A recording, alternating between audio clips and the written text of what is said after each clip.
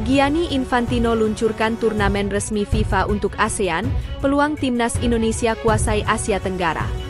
Federasi Sepak Bola Dunia, FIFA, resmi meluncurkan turnamen baru bertajuk FIFA ASEAN Cup, ajang bergengsi antar negara Asia Tenggara yang akan diikuti oleh 11 negara anggota.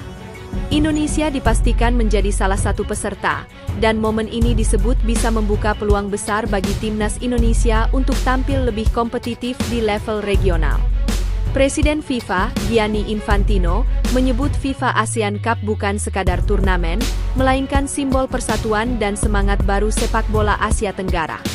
Piala ASEAN FIFA diciptakan untuk kawasan ini, melibatkan seluruh 11 negara anggota. Turnamen ini akan memberikan dampak besar, tidak hanya di Asia Tenggara, tetapi juga di seluruh dunia, ujar Infantino, dikutip dari Harian. Bagi sepak bola Indonesia, kehadiran FIFA ASEAN Cup menjadi babak baru yang sangat penting. Tidak seperti Piala AFF yang selama ini tidak masuk kalender resmi FIFA, turnamen ini di bawah naungan langsung federasi tertinggi sepak bola dunia. Artinya, timnas Indonesia bisa tampil dengan kekuatan penuh, termasuk memanggil pemain diaspora yang selama ini sulit dilepas klub karena jadwal AFF tidak diakui FIFA. Dengan status turnamen resmi, Indonesia juga berpeluang meraih poin ranking FIFA dari setiap pertandingan, sebuah keuntungan besar bagi skuad Garuda dalam mengejar posisi lebih baik di tingkat dunia. Infantino menjelaskan, peluncuran FIFA ASEAN Cup bertepatan dengan penandatanganan MOU antara FIFA dan seluruh federasi sepak bola ASEAN. Ia menegaskan, angka 11 dalam jumlah peserta bukan sekadar kebetulan. 11 adalah angka simbolik dalam sepak bola. Sebuah tim berisi 11 pemain, dan kini ASEAN pun memiliki tim lengkap.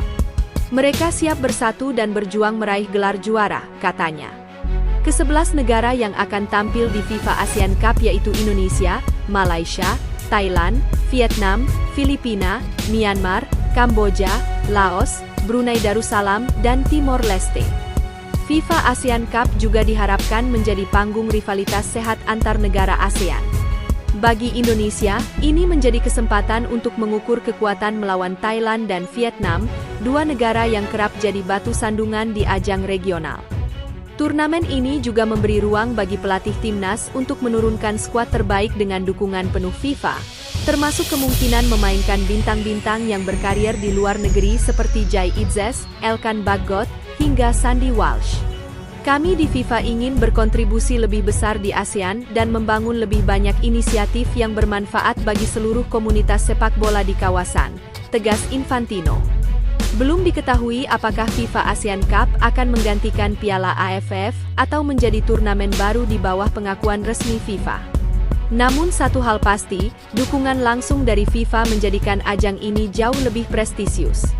Bagi timnas Indonesia, inilah momentum emas untuk tampil di ajang yang diakui dunia, memperbaiki ranking, dan memperkuat identitas sebagai kekuatan baru sepak bola Asia Tenggara. Dirtek PSSI beberkan kriteria calon pelatih baru timnas. Direktur Teknik PSSI, Alexander Zuyers, mengungkapkan kriteria pelatih timnas Indonesia berikutnya. Saat ini, kursi pelatih timnas kosong usai Patrick Kluivert dipecat pada Kamis 16 September lalu. Zuyers mengatakan PSSI mencari pelatih yang punya visi selaras untuk meloloskan Indonesia ke Piala Dunia 2030. Pria asal Belanda itu tak mengharuskan pelatih baru itu berasal dari Belanda atau benua Eropa.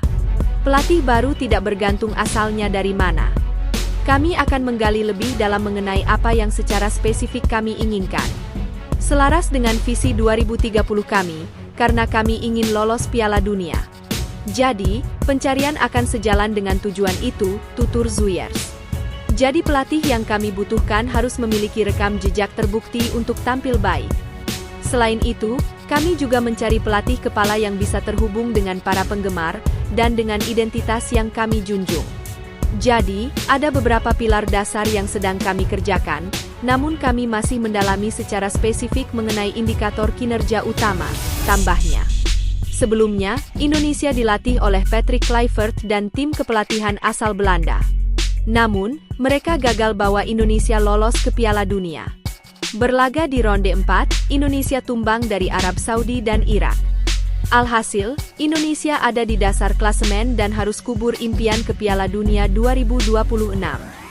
Ketua Umum PSSI, Erick Thohir, secara tegas menyatakan bahwa tugas berat telah menanti siapapun sosok yang akan memimpin kursi kepelatihan tim nasional Indonesia selanjutnya. Sosok penerus Patrick Kluivert itu akan langsung menghadapi sasaran pencapaian yang ambisius dalam gelaran Piala Asia 2027 mendatang.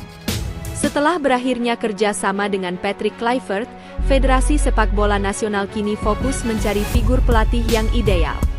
Erick Thohir mengungkapkan bahwa kriteria pelatih yang dicari PSSI tidak hanya berpatokan pada nama besar dengan jam terbang internasional, tetapi lebih pada individu yang sanggup menjawab dan merealisasikan target nyata yang telah ditetapkan.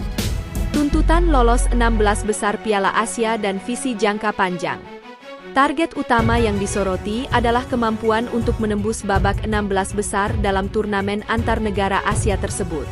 Soal kriteria, kita ada target-target untuk Piala Asia 2027, bisa tidak masuk 16 besar, ujar Erick Thohir di Stadion GBK, Jakarta. Posisi peringkat Indonesia di kawasan Asia saat ini yang masih berada di urutan 20 besar, menjadi landasan penting bagi keharusan mencapai babak 16 besar tersebut. Erick menambahkan bahwa keberhasilan di Piala Asia bukan sekadar capaian sesaat, melainkan tahapan krusial dalam peta jalan besar timnas Indonesia menuju panggung Piala Dunia. Karena kalau ranking kita itu di Asia masih 20 besar, bisa tidak masuk 16 besar, kata Erick Thohir. Capaian di level Asia ini diharapkan mampu membuka peluang baru untuk mencetak sejarah besar. Lalu bisa tidak dengan itu kita membuka lagi target lolos Piala Dunia, tambah Erick. Federasi sedang menelusuri sosok pelatih yang memiliki karakter kuat untuk memenuhi ambisi besar ini. Nah, karakter pelatihnya ini yang kita cari, tegas Erick. Kriteria pelatih ideal, bukan sekadar taktik. Lebih jauh, Erick Thohir menggarisbawahi bahwa PSSI tidak akan menilai pelatih baru hanya dari keahlian strategi dan taktik lapangan semata. Federasi juga memprioritaskan pemimpin tim yang mampu membangun komunikasi efektif dengan seluruh pemainnya.